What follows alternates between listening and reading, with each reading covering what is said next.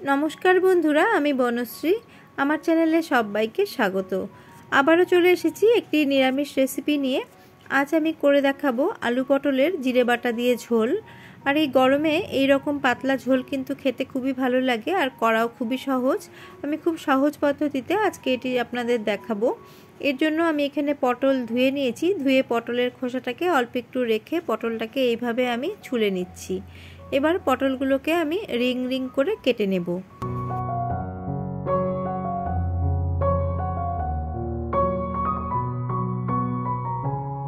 এই রেসিপির জন্য পটলগুলোকে এইভাবে রিং রিং করে কেটে নিয়েছি। আর এর যে খোসাগুলো আছে খোসাগুলোকে কিন্তু ফেলবো না, এটা দিয়ে দারুণ ভর্তা হয়। আমি আরেকদিন এই পটলের খোসার ভর্তা আপনাদের সাথে শেয়ার করব। আর আমি একই সাথে কেটে নিয়েছি দুটো আলু, দুটো ছোট সাইজের আলুর খোসা ছাড়িয়ে ডুমো করে কেটে নিয়েছি। আর এইভাবে একইভাবে সমস্ত পটলগুলোকে কেটে নিয়েছি। এবার আলু এবং পটলগুলোকে খুব ভালো করে ধুয়ে নেব। তার আগে আমি একটা মশলা তৈরি করব। 1 চা চামচ জিরে গুঁড়ো দিয়ে দিলাম, আপনারা জিরে বাটাও দিতে পারেন। আর দিয়ে দিচ্ছি হাফ চা চামচ লাল লঙ্কার গুঁড়ো, দিয়ে দিচ্ছি হলুদ গুঁড়ো 1 চামচের থেকে একটু কম, আর দিয়ে দিচ্ছি কাশ্মীরি লাল লঙ্কার গুঁড়ো। এটা পুরোপুরি কালারের জন্য দিয়েছি, আপনারা চাইলে এটাকে স্কিপ করতে পারেন। এবার সামান্য পরিমাণ জল দিয়ে খুব ভালো করে এটাকে আমি মিশিয়ে নেব। আর এইভাবে যদি মশলাটাকে গুলিয়ে রান্না করা যায় তাহলে কিন্তু একদম বাটা মশলার মতোই টেস্ট হয়। মশলাটাকে সাইডে রেখে দিয়ে এবার আমি গ্যাসের মধ্যে কড়া বসিয়ে দিয়েছি। আর কড়া গরম হয়ে গেলে দিয়ে দিলাম পরিমাণ মতো সরষের তেল। এখানে আমি সরষের তেল দিয়ে করছি, আপনারা চাইলে রিফাইন্ড অয়েল দিয়েও করতে পারেন। তেল গরম হয়ে গেলে সবার প্রথমে ধুয়ে রাখা আলুগুলোকে আমি ভেজে নেব।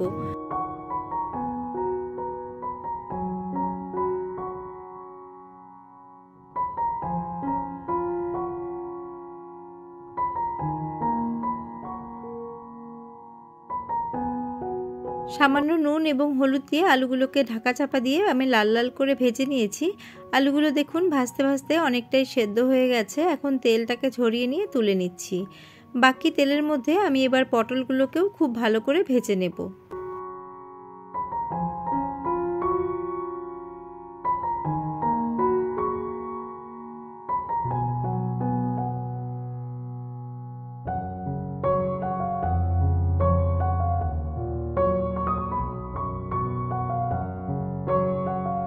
সামান্য লবণ দিয়ে পটলগুলোকেও খুব ভালো করে ভেজে নিতে হবে।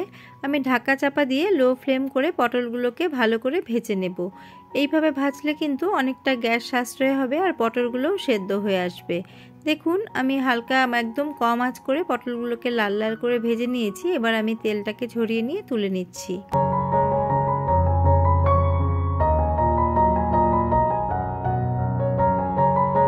কড়ার মধ্যে আমি আরও 1.5 চা চামচ সরষের তেল দিয়ে দিলাম। তেলটা ভালো করে একটু গরম করে নিচ্ছি। তেল ভালো করে গরম হয়ে গেলে এর মধ্যে শুকনো লঙ্কা, তেজপাতা এবং হাফ চা চামচ গোটা জিরে ফোড়ন দিয়ে দিলাম। এবার ফোড়নটাকে আমি কয়েক সেকেন্ড ভালো করে একটু ভেজে নেব।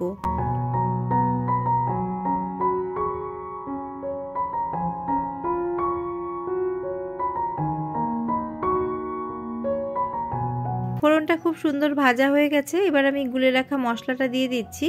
একই সাথে বাটি ধোয়া কিছুটা জলও দিয়ে দিচ্ছি। জল দিয়ে আমি লো ফ্লেম করে মশলাটাকে খুব ভালো করে কষে নেব যতক্ষণ মশলা থেকে তেল ছেড়ে না আসবে।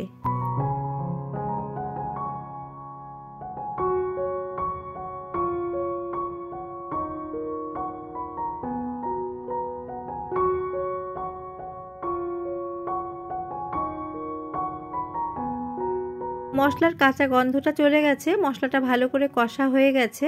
এই পর্যায়ে আমি ভেজে রাখা আলু এবং পটলগুলো দিয়ে দিচ্ছি। দিয়ে আমি লো ফ্লেম করে আরও মিনিট খানিক মশলার সাথে আলু পটলটাকে ভালো করে আমি মিশিয়ে নিচ্ছি। এই পর্যায়ে আমি এখন দিয়ে দেব লবণ। আমি পটল এবং আলু ভাজার সময় খুব সামান্য একটু লবণ ব্যবহার করেছিলাম, এবার সেই বুঝেই আমি এখন লবণটা দিয়ে দিলাম। দিয়ে ভালো করে মিশিয়ে নিচ্ছি। লো ফ্লেম করে মশলার সাথে পটলটাকে ভালো করে মিশিয়ে নিয়েছি। আরেকটা পাত্রতে গরম জল করে নিয়েছিলাম, সেই জলটাই এখন দিয়ে দিচ্ছি। যেহেতু আলু পটলের আমি পাতলা ঝোল করব তার জন্য জলের পরিমাণ আমি কিন্তু বেশি করে দিয়েছি। বন্ধুরা, আমার চ্যানেলে আরও পটলের রেসিপি আছে, আপনারা চাইলে ওগুলোও দেখে নিতে পারেন। আর দেখুন, যেহেতু আমি গরম জল ব্যবহার করেছি তার জন্য কিন্তু ঝোলটা খুব তাড়াতাড়ি ফুটতে শুরু করেছে।